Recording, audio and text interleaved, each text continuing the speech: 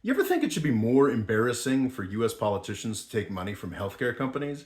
I started thinking about this a couple days back, and I wonder if that's because maybe one of the most important reforms we could make in the United States in terms of how our country works, how our economy works, how our politics works. There is precedent for this kind of thing. I don't know if it's just in California, but there are certain kinds of donors that the Democratic Party won't actually work with. I mean, gun manufacturers are a pretty obvious one, but for a while there, the Democratic Party wouldn't take donations from people who worked for oil companies. I think that's a pretty good idea. But I think we're reaching a point in the United States with monstrous companies like United Healthcare, these monopolies that only exist to suck money out of people at the worst possible times of their lives. I think that any politician from any party, Republican or Democratic, that takes any money from a healthcare company at this point should be embarrassed, should be humiliated.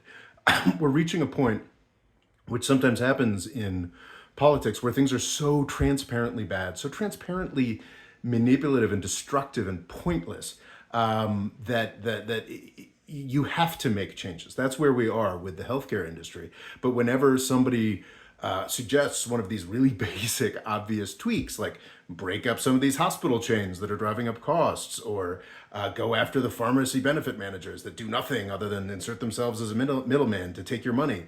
When people suggest things like that, you have a bunch of congresspeople that are bought and paid for by healthcare companies. I think we should just make that a little more obvious and at least for the short term, don't worry about the oil companies or the defense companies and their donations to congresspeople, but just focus for about 4 years on how evil it is that these just destructive healthcare companies are allowed to buy congresspeople. That's the donor, the class of donor that we should try to really apply like social opprobrium to really make it just socially unacceptable to take money from healthcare companies because they're evil and they are the greatest enemy of the United States at this point.